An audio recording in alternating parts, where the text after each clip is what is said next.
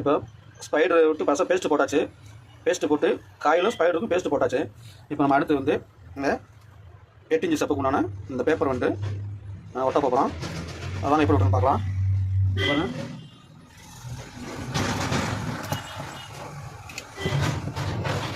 இப்போ பேப்பர் ஒட்டிடலாம்.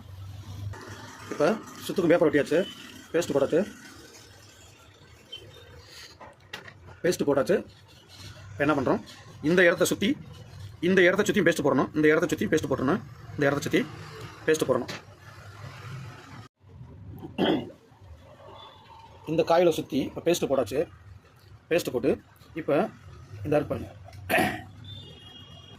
இப்போ இந்த 2 கம்பி இருக்கு பாருங்க. இந்த 2 கம்பிக்கு நேராக 2 ஹோல்ஸ் போடணும். 2 ஹோல்ஸ் போட்டு இந்த கம்பியில் இருக்கிற இந்த லீடை வந்து நல்லா சுரண்டி எடுத்துடணும். இந்த கம்பியில் இருக்க லீடை சுரண்டி எடுத்தால் தான் பற்ற வைக்கிறதுக்கு ஈஸியாக இருக்கும். வாங்க சுரண்டிடலாம். இப்போ இந்த ஒரு வயரு ஹோல்ஸ் போட்டு பற்ற வச்சாச்சு. இந்த வயரையும் இப்போ எடுத்து உள்ளே விடணும். வாங்க எப்படி பார்க்கலாம்.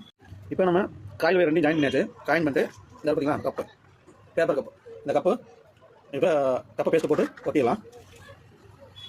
இப்போ ஃபஸ்ட்டு கப்பை பேஸ்ட்டு போட்டு ஒட்டியாச்சு.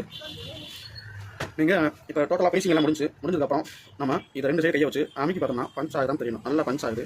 இப்போ பஞ்ச் ஆகிடுச்சு அப்படின்னா எஃபெக்ட் நல்லாயிருக்கும். இப்போ பக்காவாக ரெடி ஆயிடுச்சு.